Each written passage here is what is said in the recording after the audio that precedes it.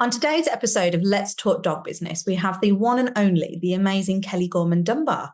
We talk about how we as dog professionals have the power to uplift the industry and that actually we need to start making the changes within.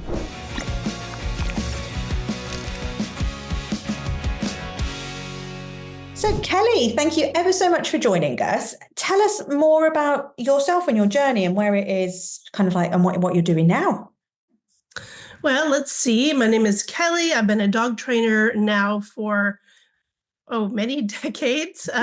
Let's say 3 decades. And I started in kind of an animal shelter work as a volunteer and then moved into apprenticing as a dog trainer, which is something actually I would love to touch on at some point because I had a really, really hard time getting anybody to take me on as an apprentice. There were no schools back then. There was barely the internet back then, in person. There were, I think, 3 schools in the US. And I wanted to learn and nobody was really willing to help. So I cobbled together a little bit of volunteer work and a little bit of I had a job at one of the early daycare boarding and training facilities in Chicago.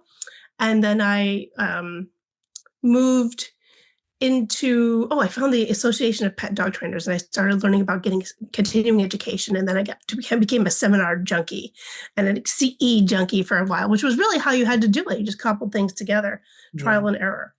Eventually I moved to California and I started a shelter program. I worked with the SPCA-LA for a while, realized that there was a very huge gap in the behavior component of rehoming and rescuing.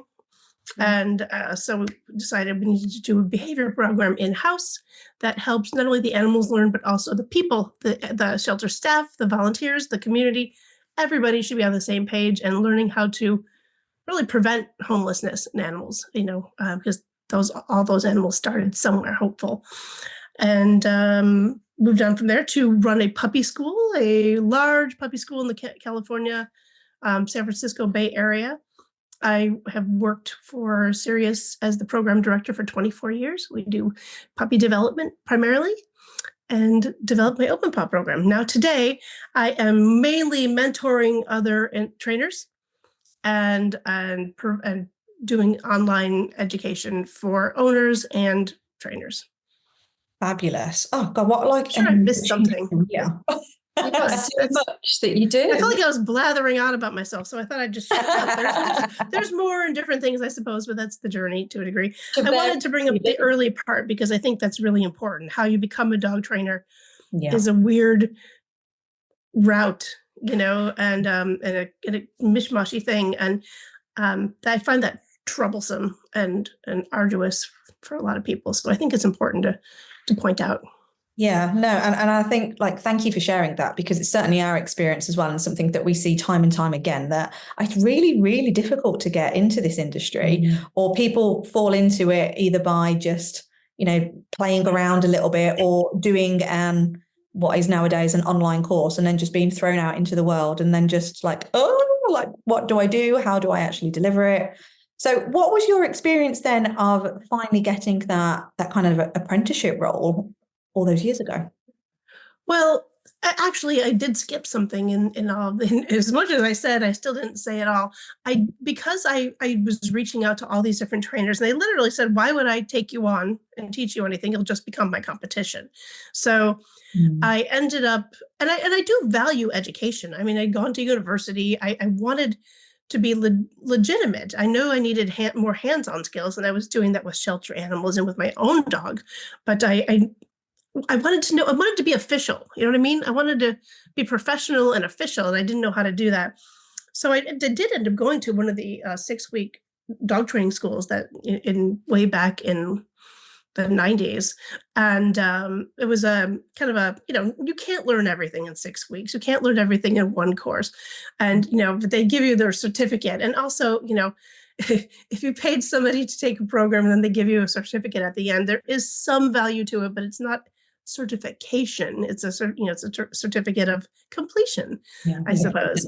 Yeah. And and then it varies, right? Because there were some people in that group that I really thought like, we're going to come out with the same certificate. Is he going to get a certificate? Like, no. And I actually went to the director and asked for a private meeting and said, I hate to be, I don't want to sound like shitty, but I was like, this guy over here, he's not really cutting the mustard. And, I thought it was important to have this, I don't know, to have a standard, let's just say. Anyway, I came out, I knew I wasn't done. I knew I had this certificate, but I knew that was only the beginning. I found the apprenticeship via basically full-time employment. I made myself valuable enough. But at this point, it was different. I had called the same woman asking her to apprentice me before I went to the school. And she said no. She was one of the people who said, no, I wouldn't train my competition. But then, 6 months later, I call her again and say that I'm a trainer and I went to this school, and she hires me as a trainer. Oh my God. It might not have even been 6 months, maybe even 3 months. 3 or 4 months. But the point is, it was a quick thing, and nothing had really changed other than I'd done this 6-week thing. And it was how I approached the job. Yeah. I knew I needed an apprenticeship. She needed an employee. She didn't want to mentor somebody, but she ended up being my mentor for a while. And that was good and bad. You learn what I certainly have some great takeaways and memories. And then there were some things I would never do that I learned I don't want to do.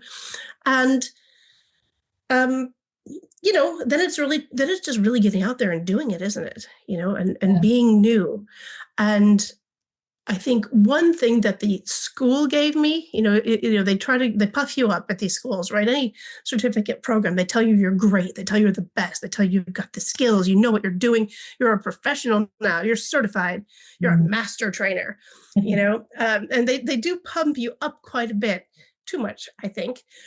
But this school did offer support. I could talk to them anytime if I had a question or a problem or ran into training trouble. And they also really did impress upon us that it was, maybe this is a conflicting message for them, I don't know, but they impressed upon us that it was okay not to know everything and to refer on. So maybe that's how they, I mean, that's a pretty ethical stance, don't you think, for a program like this? And so I was okay not knowing everything. And really, that's just where you have to start, is knowing what your limitations are, what you're comfortable with, having somebody to bounce ideas off of, whether it is a school director or a colleague or a mentor, and then learning as you go. And I found early on, it was really powerful to admit that you didn't know everything. I had some clients that, maybe their dog had me stumped. And of course, because I was only doing this for a few months. And I would say, I don't know the answer to this question. I don't know how to resolve this, but I haven't come across this before. But you know what? I'm going to find out, and I'm going to get some support from my teacher, my instructor, and I'm going to find out. And I just tried that one day. I just said that, and it was so well received. People like thinking their dog is special and can stump the trainer. Yeah, they do. They do. Yeah, they do actually. Yeah. I learned that pretty early on. And then I think they just appreciated the honesty and maybe the fact that they were going to get maybe even more than one mind. Yeah. That now this was going to be bounced off of somebody else higher up the food chain. And I never had anybody say, well, then you're not a valuable trainer. You're not a professional. You don't know what you're doing. Give me my money back. People really valued that. And it was always a learning experience for me. So I think there's value in having a mentor, having a community, knowing your limitations while you're growing, and then also maybe just having specialties, certain things that you just do or don't like to do, identifying that and, doing or not doing them, as it were. There's so many valued points in that. And I think you're right. I think a lot of these kind of these CPD providers, they're very good at making you feel awesome at what you're doing. Even with just sending in a little video of a homework exercise and yeah, you've totally smashed that. And you're like, yes, I did. But then going out in the big wide world is something completely different. And owners will constantly throw things at you that are massive curveballs. And you're like, oh, this isn't just doing a loose lead walking exercise or anything. so this is a little bit out of my realm.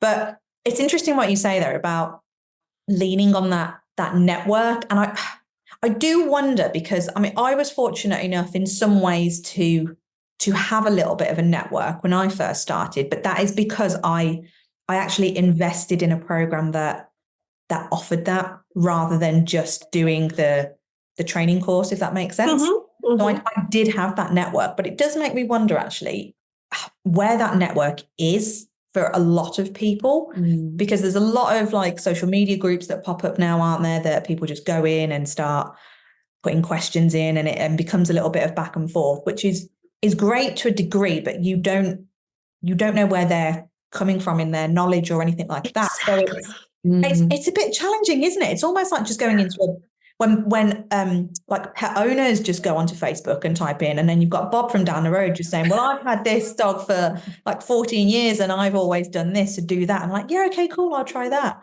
And for me, that kind of feels the same when trainers or dog professionals jump into communities very similar and do pretty much the same thing. Yeah, because no one really knows much about each of those people in depth, do they? So how do they know they're qualified to give that? Yeah, what are their qualifications? What are their experiences? What lenses are they looking at this through? I mean, I think there's room for conversation that way, but not necessarily problem solving. It is kind of you're sending it out into this, I don't want to say abyss, but it kind of is an abyss. Yeah. and if you do that on the internet, you're going to get a wide range of experiences and perspectives that I don't think are necessarily helpful, which is another reason why it's so helpful to have a group of people that you do know, like have your group. There's a group of people that know what you know, or know your style, or know how you like to approach things, and you know a little bit about their methodology and ethics. And the other problem with putting things out there on the internet is, if someone is brave enough to do that, is, you get criticized, and we're supposed to somehow know everything. And curiosity isn't met with generosity so often. It's met with criticism or side comments or side talk. And, I think people are struggling. I know, because I'm a mentor. I talk to people all the time. People, call up about programs, people sign up for the programs, and they are isolated. There's a ton of imposter syndrome, and there's so much we can say on that. And they're really afraid to put themselves out there, and they don't know where they fall in the line of experience and professionalism. They don't know, because it is kind of it's cobbled together, just like mine was. It's still there are more resources now, and we're definitely in an information age, but you're still kind of like, taking a little bit from here, taking a little bit from here, trying to weave it together and figure it out. And when do you determine that you're professional, that you are now good enough to be a professional? And I'll tell you, the ones that are the most confident about that are the ones usually with the least amount of actual experience and information. And it's a subjective bar. Yeah. Some people said, well, I trained this dog how to walk on leash and sit. I'm a dog trainer. I trained one sport dog to club level 3. I'm now a dog trainer. That's not a well-rounded experience. This isn't So, and other people who are lovely and thoughtful are really good, but because they value education at a different level, or they don't have a degree, they think they aren't a dog trainer, and they're more dog trainer than most. Yeah. So it's a challenge.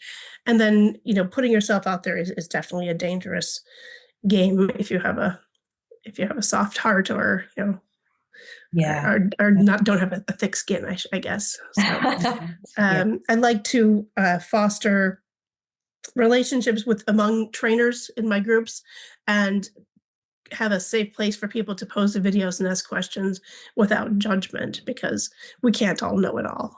We don't all know it all. And the minute you think you do, you're really screwed.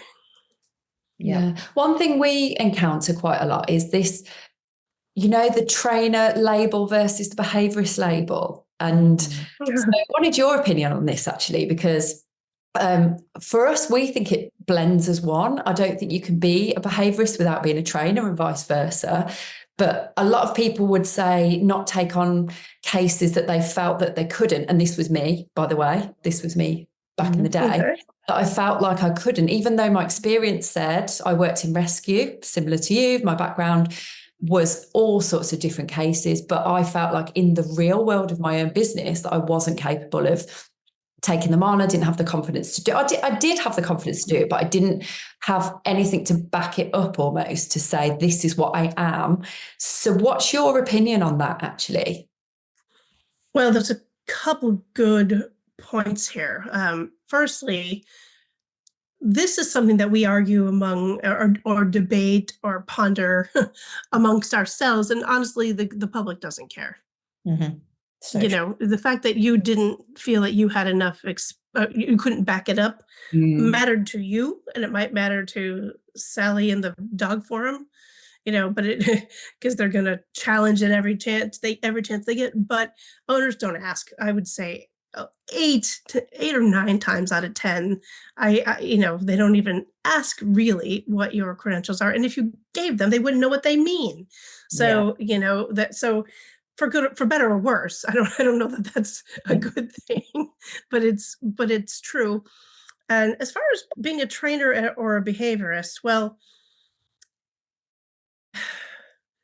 you could say that's semantics for sure. You could, but I do think there's something to it. As somebody who came up in the shelter and companion dog world, pet dog world, and then also has a little bit of an academic twist to my learnings, let's say.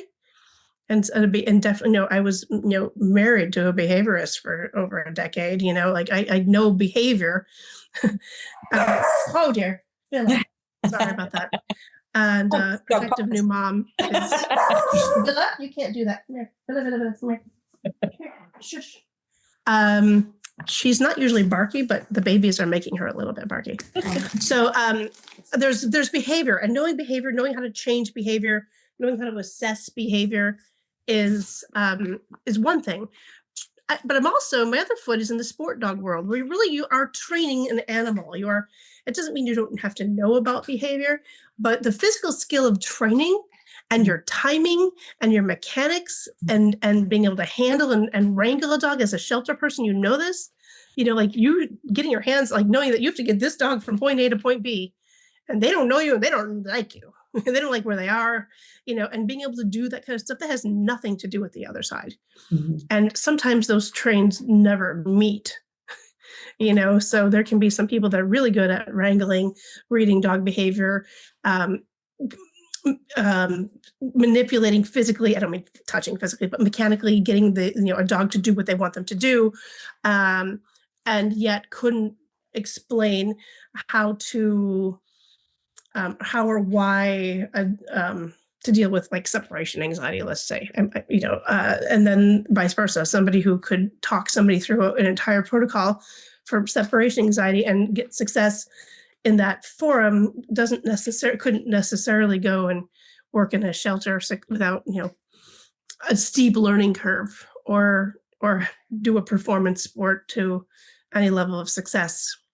Do you see what I mean? Yeah, no, that's a really good point. And it's a good way of looking at it, actually, isn't it? Because there will be people that can't do both, and there are amazing people that can do both, and they've not got the confidence to go and work with them because that label isn't there. And like interesting what you say about the pressure from peers, because that's definitely something that keeps coming up for us, is that people go, but I can't because that, or I need to do it because of what other trainers think or other behaviorists think. And that pressure is there hugely.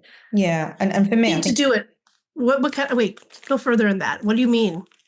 You need to do it. They need to have the accreditation. They need to go. Yeah. That validation. Yeah, the validation. Peers. Mm-hmm. Yeah, the pressure from the peers. Yeah. I mean, to me, you know, my whole life, over and over, in every single aspect, it always comes back to equilibrium. It always comes back to balance, which is now a word that we can't really use because it's got a certain connotation. But really, everything, like it's equilibrium. You can't. You know, you need both to be the most effective. Or if you're niching, maybe you don't, but I would still say the more that you can balance your technical and mechanical skills as with your academic knowledge of a topic, your deep dive, the better you are going to be able to serve your clients or know when you can't or don't want to. I mean, dogs are complex living beings and they live in our world. You have to have a little bit of, we have to be I don't want to say jack of all trades, but we have to be able to look into the different lenses and the different areas and have at least a certain level of understanding, I think, in order to be the most effective. Yeah. But and as far as behavior, I mean, so if your behavior, this is going to sound terrible, but when the thing that flashes into my head right away when I hear those two terms is, if I hear behaviorist, I see somebody sitting in a chair or sitting in someone's living room and not really ever touching the dog. Yeah. And giving lots and lots of notes and explaining things. And when I see a trainer, I picture somebody out in their muck boots and their jacket with, dirty and full of mud and out there actually training. And again, some people do both. Many people do both. But I don't know. I think I prefer the derm dog trainer, actually. And, and then also, behaviorism is it's an academic practice. Like here, like you're not a behaviorist unless you're an applied animal behaviorist. And there are less than 50 of them in the country. And this is a big country. That's not even 1%. Wow. That's one per state, we don't even have that many. So that's an applied animal behaviorist, right? Anyone can say they're a behaviorist, but unless you've studied and have a doctorate in behavior, really not. Yeah. It's so interesting that. So I kind of set myself a challenge about 2 years ago to try and get that behaviorist title. So I either very cleverly or very stupidly enrolled into university and was like, I'm gonna go down this route and see what it's all about, because I was trying to get into some of the bigger like CPD, I said like your ABTC, your APDT, and all of that, and they're like, well, actually APDT were like, I really don't like the way that you train in your business model, even though your business model is absolutely fantastic and I wish we could use it. I can't do it. And I'm like, what? Like, this makes no sense to me here. And then the ABTC, they're like, well, no, you need to have that clinical side of it. You need the degree element, that level 6. So I was like, okay, let's go do it. So I'm second year in now, level 5. Nice. And I can honestly say, I've asked this because I'm in it with a bunch of like 18-year-olds as well. So they call me like Mama Joe in there. And they're like, how are you finding this then with actually being a practicing trainer and having quite a successful business? And I was like, this is adding nothing to my knowledge. Absolutely nothing, because it's such a broad degree. So it's an animal behavior one. And don't get me wrong, interesting. It is very interesting. So the geeky part of me does enjoy it. But I'm like, I cannot see how this would automatically kind of equal you as a clinical animal behaviorist afterwards. Because arguably there are going to be these up and coming that want to be trainers in that group that are going, I want to be a dog trainer and I'm doing this to get the level 6 so I can get the recognition of CAB. And I've even said to them, I was like, so would you actually feel comfortable going out and doing like where like there's no hands-on stuff. There's no hands-on and there's no geared. It's so true that I can sit there and I'm like, this is absolutely madness. I really don't understand it. I mean, there's one unit in the next year, so the level 6 year, but one unit, which is literally like 6 weeks of a 3-hour lecture maybe. And that is the pet behavior consult. That's it. Oh dear. Yeah. But these are accredited courses through these big bodies that we're all kind of aspiring to be a part of. And I'm like, it absolutely baffles my brain really that that's ultimately what we're all aspiring to do. I mean, it is interesting for sure, but thank you for saying that. It isn't really, applicable, and some of it might be here and there, but mostly no, it isn't. And so, again, even if you're reaching for that high level, where do you come out? Like, if you already have a business, you already have skills, but these other people don't, and that's kind of. It's like pulling the rug out from under people. It's really not fair. They try their best. They want to learn. They come out. They still realize we don't know anything. And then that don't even get me started on the people skills and counseling and teaching skills that people need in order to actually succeed. Because unless you work in a circus, you are training people, not dogs. Like most of the time, I mean, you can say, I guess if you're doing board and trains, then maybe, if you're doing resident stuff, then you are training dogs more than people. But even then, I would say a good board and train residency program will have a large, a follow-up. You still need a large component of bringing the owner into the picture. I do stay in trains. I do a lot of them. Well, I don't do a lot of any of these days of that. Well, no, I do a lot of them. And I love it because I love my work to be done. I know that I've done the work. I know the work is done. It's not training two ranked novices to dance at the same time. But I have a high barrier to entry as far as what the owners have to do. I don't just, I'm putting this off on the dog trainer. This is, I'll help you get your foundation and then we're going to work together. You've got to have that long tail of support. Otherwise, it's not really successful. But unless you're a circus trainer and you're mostly training people and there's just nowhere near enough education or support on how to deal with people problems, society, various learning styles, Yeah, absolutely. And it's something that we certainly go through in our mentoring program. The people bit is just such a crucial part of it, because for us, that kind of determines the type of training that you're offering, the services that you're offering.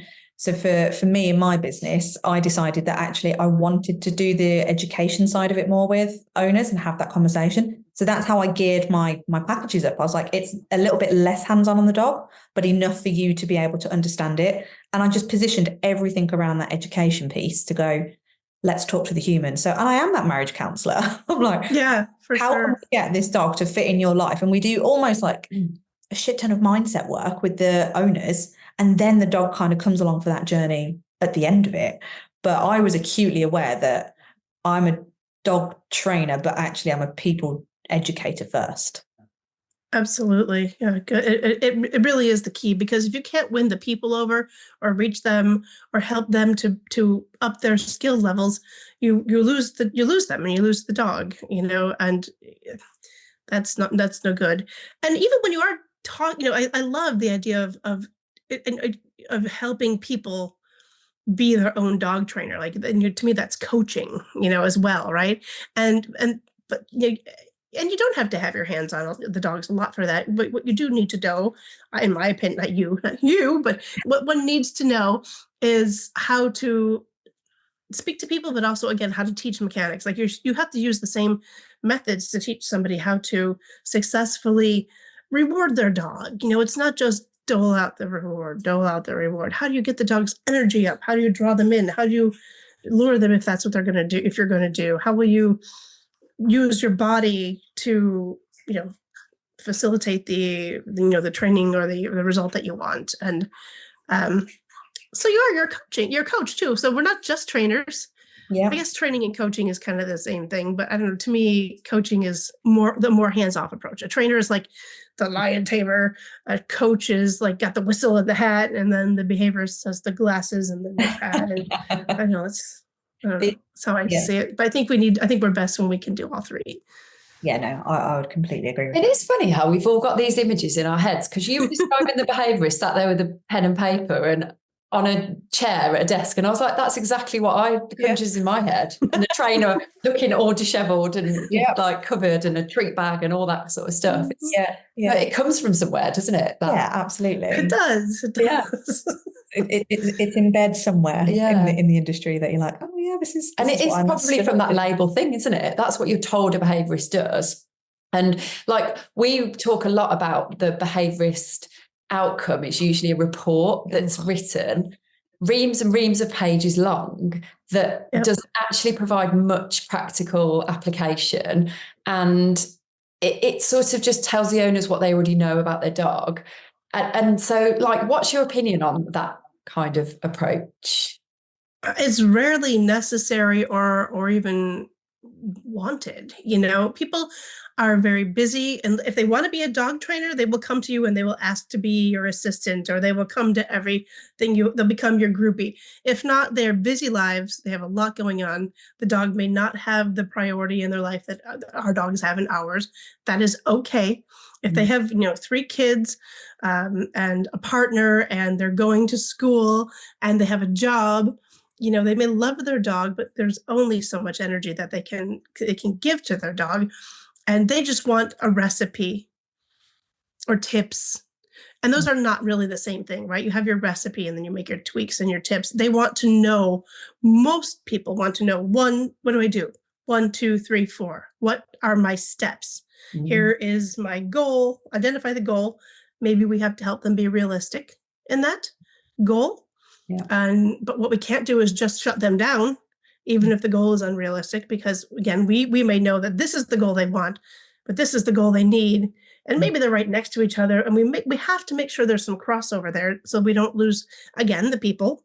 Never promise what we can't deliver, or what an animal can't deliver, I should say. There are some things that people have, sometimes people have unrealistic expectations, and we do have to guide them.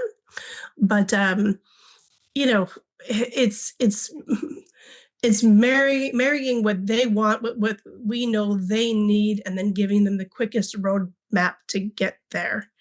And by quick, I'm not trying to I don't mean that it's got to be fast and dirty and cheap in the training. I just mean they've got to see progress. There's got to be clear steps and progress and attainable mini goals that are not long and protracted. People don't have the time, money, or interest often to do months and months of work. So how do we get our foot in the door? Because if you can get your foot in the door early with some quick results, not quick, that's the wrong word, because I know what people are going to think about that. I'll finish the thought first. Yeah, then you often can turn them on to the behavior side of it. Yeah. But if you start with we're going to do this really slow progress, and you might not see anything for months, and without giving them throwing them any bones, you're going to lose them. So behaviorist reports, I think, are more for the trainer. Unless you're doing a court case, or that's right, or something, keep it simple, keep it in layman's terms, keep it relatable, and keep it, I think, step by step by step. And this is a generalization, of course. It depends. Sometimes you do get somebody who's really nerdy and nerding out on the behavior, or you do get the people that love learning new things. But that's not your average person. People come to you when they need help and they're already kind of past the point of exasperation. Yeah, that's a really good point you made, actually, about the keep it simple thing. Because do you think that connotations of a behaviorist, that kind of imposter syndrome element of it might be, I feel like I need to deliver even more stuff to the client, so therefore that's where the report comes in and the fancy words come in, and they feel that's giving value, when actually all they only wants, like you say, is step 1, step 2, step 3. Just keep it really simple.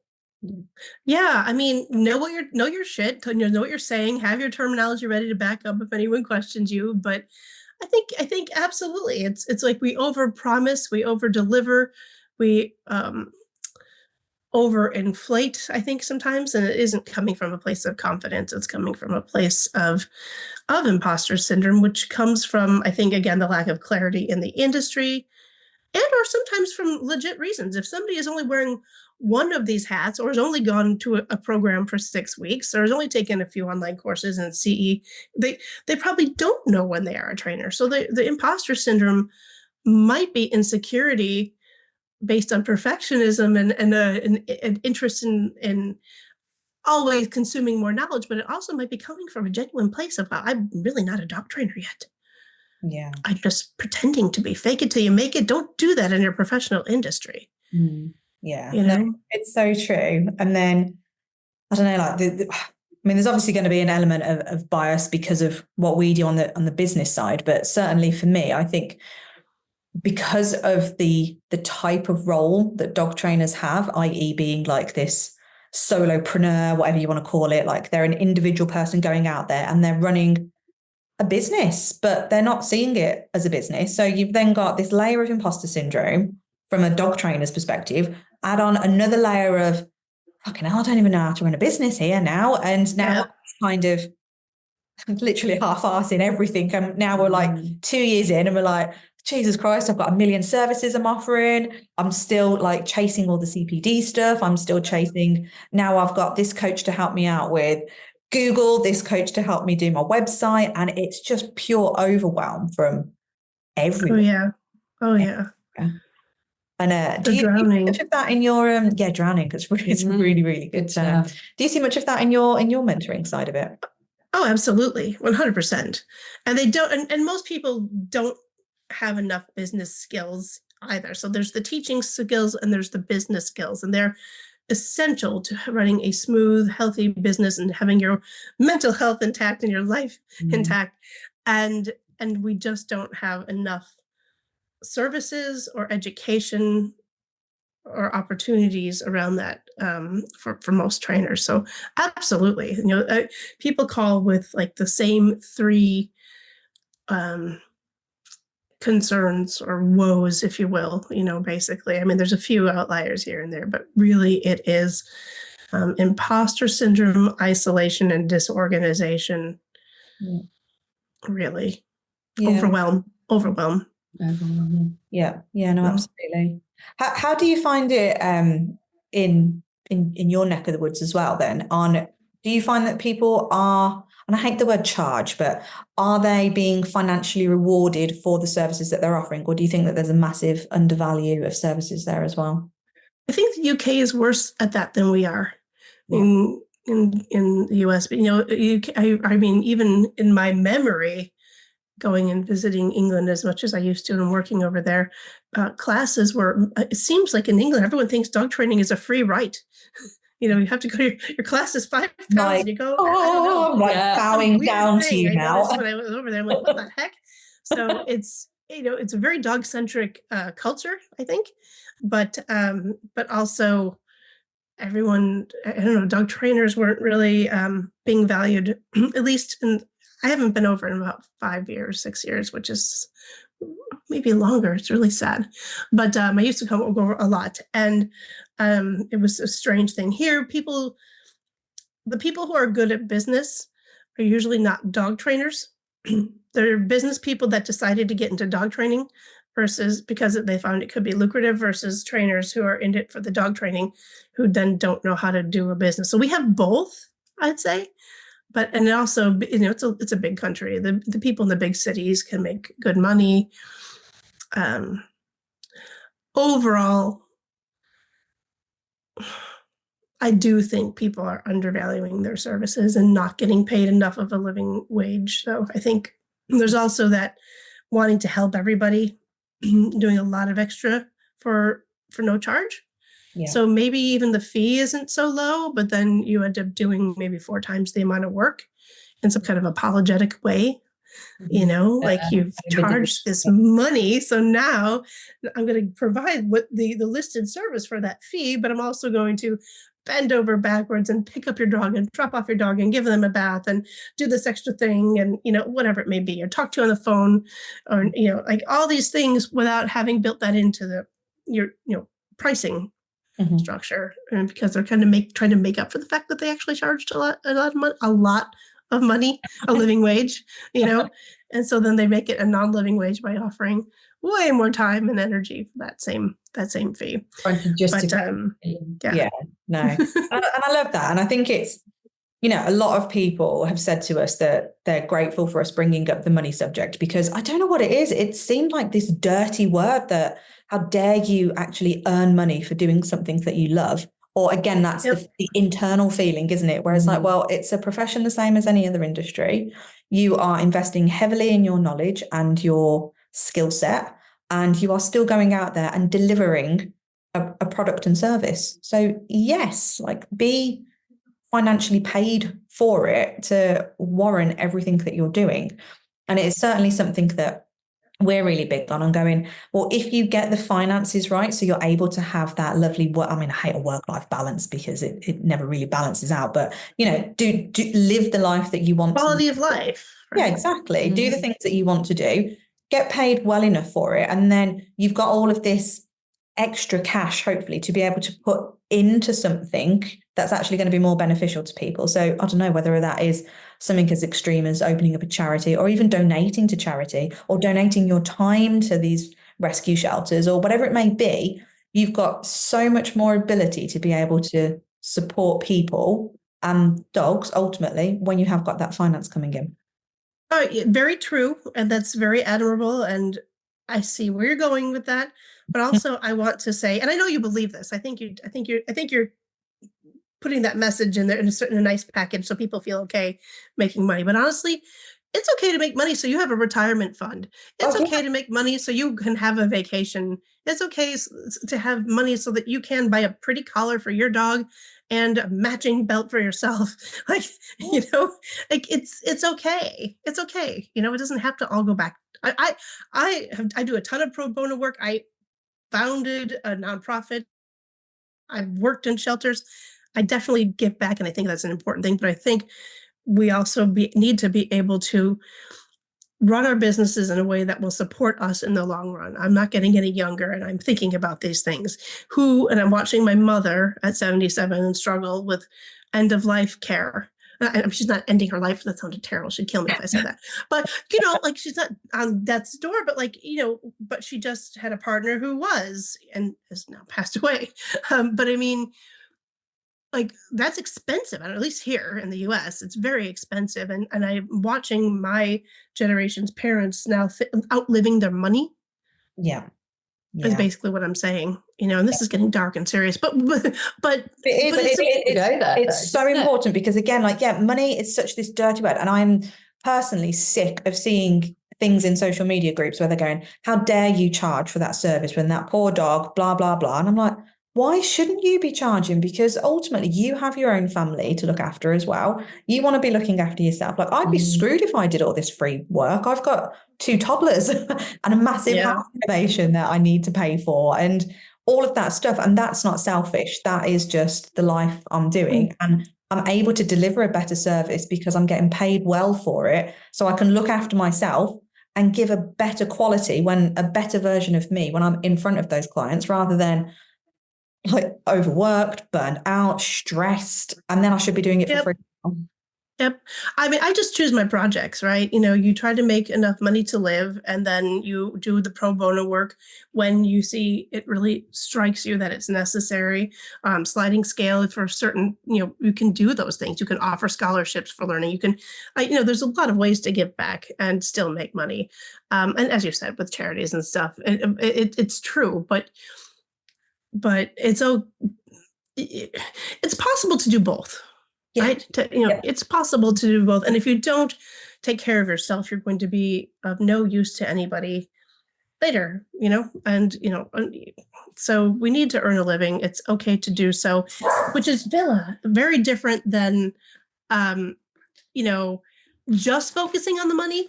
There's all these businesses on Instagram. I don't know, maybe on TikTok too. It's like 6-figure income dog trainer. You can be this in 3 months, and stuff. And it's not that there's anything wrong with wanting to make 6 figures, but if that's your primary goal, again, we're talking about business people entering dog training because I think it's lucrative. I think more than that's a balance. Again, back to that balance. If you're just about the money, if you're never about the money, so it's got to be a nice equal bit. And it's interesting what you were saying actually about how a business person may go into that industry from a lucrative side of it. So my background was all corporate.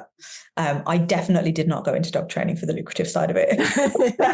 Definitely not, because I think the UK side of it, certainly everyone that we've spoken to over the years has very much been like, oh, do you know what? I came out of business world And if I could make even 10 grand less than what I was earning, I'm good with that. And I'm like, what? That makes no sense to me. No sense. But yeah, it's that mindset that it's just interesting, that term. It's a lucrative industry, and arguably it is. But like I said, it's that mindset of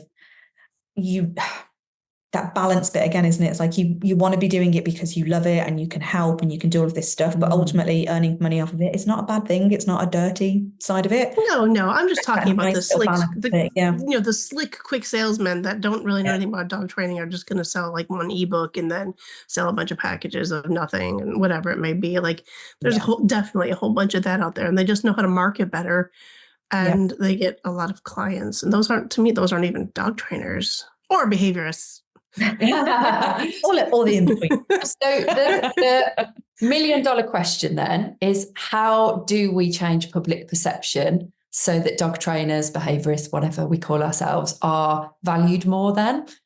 Because I think it's that intrinsic thing of, if I become one of these, then there's a ceiling point as to what I can, offer. Like I have to offer something in a box that everybody else offers, and I have to offer it at a certain cost.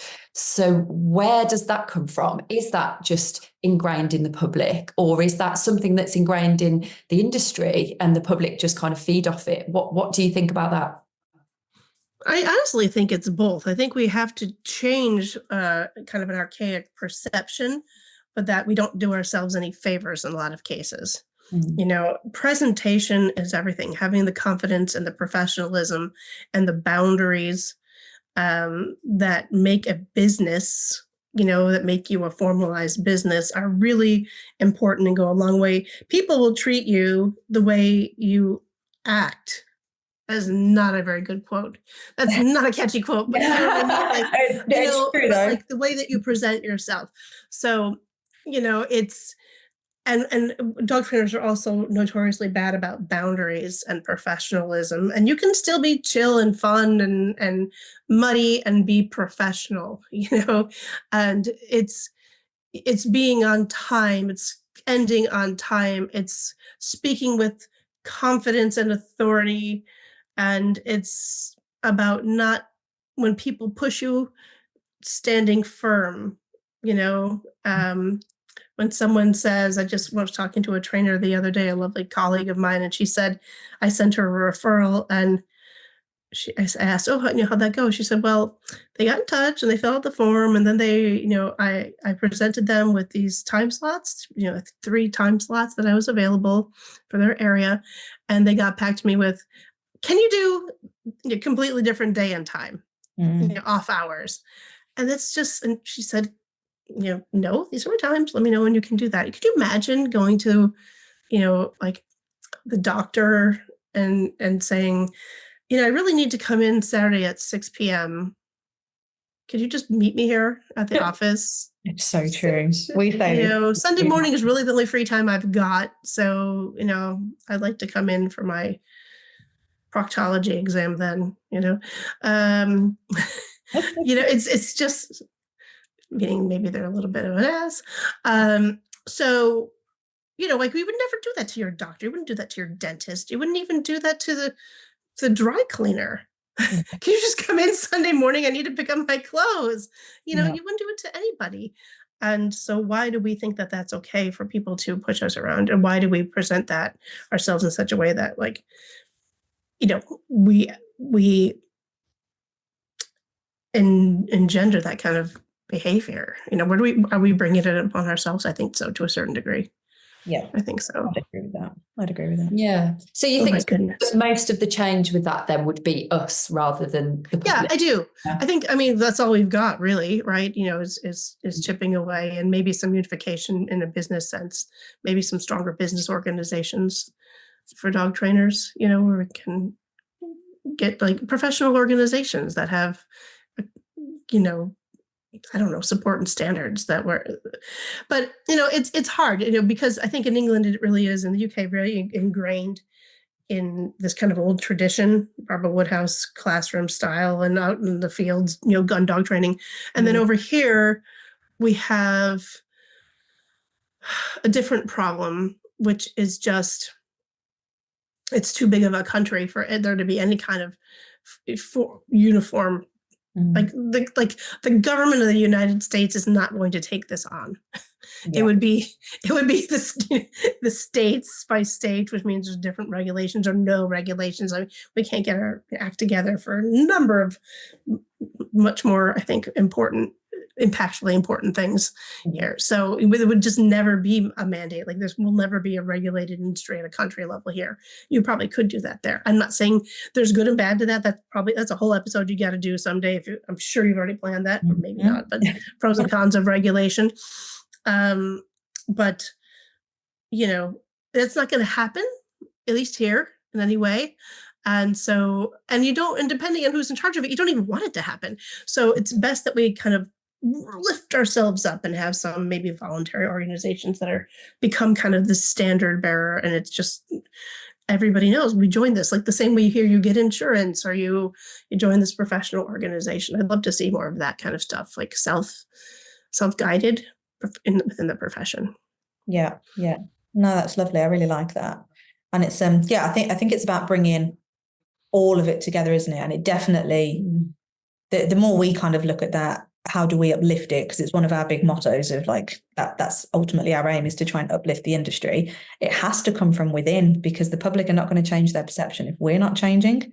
And even just that whole example about your working hours, it's so true. I know I certainly did it. And I feel like I'm a bit better than most in my business knowledge, but I still did it. I was like, oh, what hours works for you then? And I'll map it around. Okay, I'll come over at 8:30 on Friday night. What the heck? No. So it's a lot of mindset shifting that I think is drastic. It's a real job. Needed. Treat it like a real job. Yeah.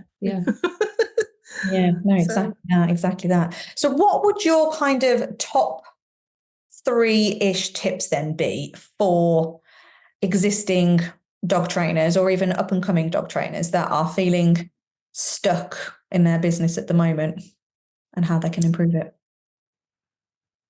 Find a support group, find your people, find somebody to talk to and to train with. It's very important. It can be even virtual. I've got lots of friends. I train with people online, we just send each other videos back and forth, and we have a chat here and there. Just somebody who can help keep you accountable and actually training your dog. I don't think most trainers train enough. Yeah. And I think it's important to train so that you keep your mechanics up, so you keep fresh in your ideas, and so that you run into challenges that your clients are running into, learning something new and different. Stepping outside of your comfort zone, and doing this within a group is great. So find a couple of people at the very least you can train with and talk to and commiserate with. Step outside of your comfort zone and learn more about the various lenses and perspectives in the industry. Some people are taking more of a behaviorism approach. Others are working fully on just like the mechanics of the dog. There's the neurobiology. There's so many pieces of this puzzle, and I think you can get stuck in a groove. So make sure that you're wearing new pathways in your own brain and adding to your repertoire. So support group, getting out of your comfort zone, and boundaries. Set up your boundaries. Know who you are, what you want to do, and I think you had an episode on this. Didn't you say something about knowing what not to do? Yeah. This list is so valuable though. What am I good at? And that's just write down what you're good at, and then cross off everything you don't want to do. And then have some boundaries around that, and don't say yes to everything. Don't say yes to everything. I promise you a different, more suited client will come through the door. I think a lot of the imposter syndrome comes in from people also getting in over their head when they're new and not becoming, taking on everything and thinking they have to be everything to everyone. So it's okay to not do that. I don't know if those were good. I'm not succinct enough, but that's what we've got. Find yourself some support, continue your education, and know your niche, I guess. Love it. I would say. Really good. Really good. What? No, I was just going to say, because I think what you were referring to then with the episode was we were saying be not afraid to say who you don't want. Yeah. So your marketing and your website and all that, just say who is you want, but also say who you don't want as well. People are afraid. People think, oh my, I couldn't do that. I couldn't alienate people, but that's that fear, fear of not getting everybody, isn't it? I suppose. So. But, for sure. But I think even before they can do that on their website, they have to know what they won't do. Because they don't. They just think it's okay. You don't have to like certain breeds. You don't have to like certain types of cases. You can specialize. I think people don't realize how far down they can specialize, how far they can drill down, and really find their people. So know your niche, know your strong suits, and continue to develop new ones, I guess, while also developing a support network that can all go together. You know? Yeah. And train your dog. Train your own dog. Yeah. I added a fourth. Yeah. I definitely am slacking on that. You need to up that game. Since the kids have come along, I'm like, I know it's a thing in dog training and dog trainers, but I think it being part of our daily practice to train a little bit of something new and fun. First of all, it'll alleviate some of that guilt. A really lovely, smart trainer, friend of mine. Can I mention names? Yeah, I'm allowed to do that. Sam Adams. She is a great trainer, and she does companion dog stuff. She does sports stuff, and she does business stuff. And she put out a post a while back that said, it's okay to train your own dogs first before your client dogs. If you do board and trains, for instance, train your dogs first. It'll bring you joy. It'll get you revved up. It'll alleviate the guilt, and then you're going to be charged to go out and do your day. And I do find inspiration when I train my dogs. I come up with a fun idea, or I have a challenge, and this always informs my work. It's also a good way to get out of a rut. If you're out there doing and trying new things, it's going to inspire your work. Otherwise, it's very easy to keep going on the same path and doing the same things, and it gets boring. It might work, but it gets boring. And then because if there's another call I get, I'm burnt out. Yeah. Yeah. And that can kind of help people recharge. Yeah. I'm going to add that to my list this year to do more. I mean, it's quite an extensive list already. But keep it simple. And I think what keeps people from training their own dogs, they think it has to be some earth-shattering process. It's like, just teach a new trick, spend 5 minutes doing silly things. It doesn't have to be a lot. I hate running. I'm not a runner. I'm definitely not a runner anymore. But when I decided at one point years ago I wanted to try it, I don't remember even why, I couldn't do it. And I was embarrassed to go outside and do it too. So because I sucked so badly. And it was a lot of effort to go really get nowhere. So I started running in my living room. I put my shoes on, my good shoes on, and I get dressed for it. I put some music on or book or something. And I started running, and I would time myself. I think I started seriously at 3 minutes. And that's all I could. And I was like, that was my goal, was like, I put the timer on for 3 minutes, and then it was 3.5, and then it was 4.5. And I got to the point where I could actually run, and really legit run. And it didn't take that long, but I never pushed myself to the point where I wasn't going to do it. I never made it so hard that it was unattainable. And there's nothing wrong with doing the same. Train your dog. I use timers on my phone all the time. I'm going to train this one. I have a lot of dogs too. So I want to and it's easy to get lost in the minutia and be out there too long or something. So I time, plus you want to leave it punch. The dogs, you don't want to train them to death. You want to train them so that they're wanting more. So I'll say, okay, 15 minutes, 10 minutes, whatever it may be, fitting in between meetings or something. And I put a timer on, and we just go out and do something. And it doesn't have to be formal, and it doesn't have to be even towards a goal. It does sometimes help some people to have a goal, but work through the tricks titles in AKC.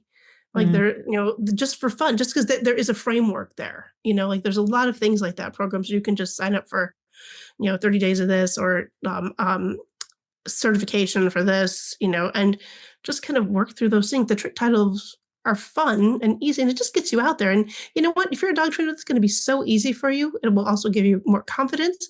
But then you're going to say, this is the trick title. I can do better than that. And then you know what? You're going to go off and running, because that inspires me when I see something and I know I can do better. That's when I get my juices flowing. It's like, I may not know, like, I want to do it. Right? Right? Your face is just lit up. It's great. The joke, the only thing 2 dog trainers can agree on is that the third one's doing it wrong. Well, you can do this by yourself in your own living room by just watching a few TikToks, and you see something and then go, and then go out there and make it, go and do it differently or better. There's so many things you won't agree with out there. Just go use that as fodder to inspire you. It's a very good point, actually. It's a very good point. Yeah. I also, as you were talking about that, I was flipping it in my head going, we can apply this to business as well, can't we? So you don't have to make loads of drastic changes. If you're listening to this, somebody listening to this is going, oh my gosh, I need to do all of these things. Where do I start? You straight away, you're overwhelming yourself. So looking at your little, like, we have couch to 5K here. I don't know whether we have. So that's exactly what you were talking about with the running. It's like, start it off, like do 3 minutes of running, then you walk for a bit, then you run again and increase the increments. But you can do the same with your business, can't you? You can just introduce really small things, like the boundaries is probably the most common one, isn't it? Yeah. Have your times and stick to them and do not make them negotiable.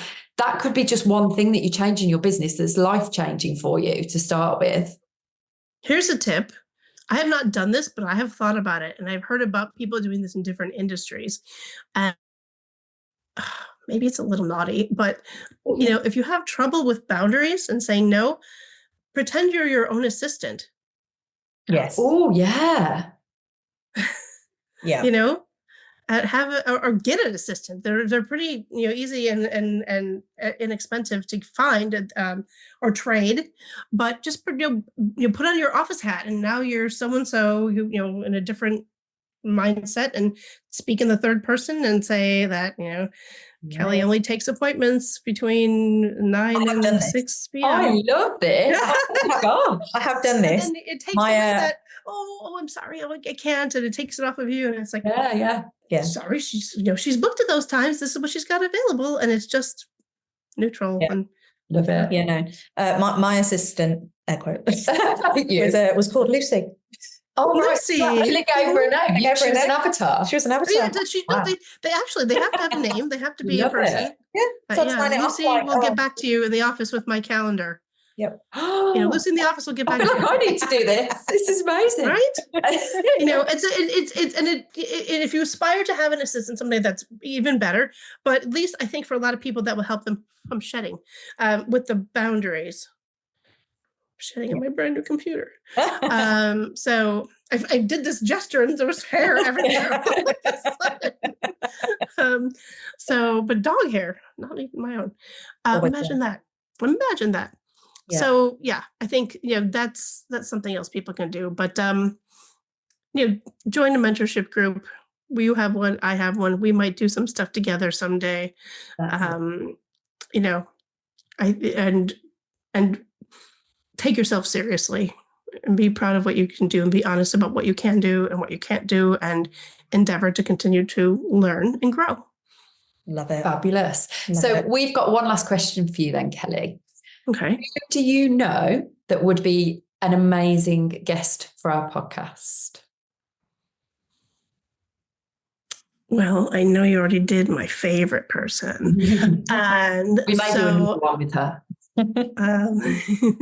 And I think, I mentioned Sam Adams. She would be great. I could come up with a whole list for you. I know a bunch of lovely people, and a lot of lovely people that are slightly under the radar that need to shine too. But Sam Adams would be great. If you wanted me to name drop bigger names, then who would I choose? Oh, thinking face. There's too many. It's too many. How about Shade Weitzel? Yep. Do you know her? Yep. Yeah. She's fun. But from a business standpoint, no, I'm giving you too many. Sam, Shade, and from a business standpoint specifically, I mean, Denise Fenzi. Yeah. Yeah. Okay. Yeah. Oh, well, there's a good choice there. Amazing. Yeah. Upcoming podcast episodes. Yeah. Listen. I mean, everyone knows she can train a dog, but she also runs a really good business. So Yeah. and she's got some really clarity, I think, around her boundaries and stuff. So that's good. Yeah. Oh, amazing. Well, if anybody wants to find out more about either working with you or just more about you in general, where can we point them to? Right now, the best place to find me is on Instagram at I don't even know my own Instagram. Kelly Dunbar Dog Training. Kelly Dunbar Dog Training. Facebook, Kelly Gorman Dunbar, and the Dog Training League. But that's all in my link tree. So Instagram and TikTok are probably the best places to find me at Kelly Dunbar Dog Training. Fabulous. We'll get all of those links put in the show notes as well, so everyone can find and get you. No, thank you ever so much for your time, Kelly. I loved this conversation. So fun. Thank you. Thank you for having me. It's been a pure pleasure, and I hope to see more of you ladies soon. Yeah, absolutely. We'll have to make that 5-year trip to the UK like an end. You're coming over now. For real. I used to come several times a year. I miss it.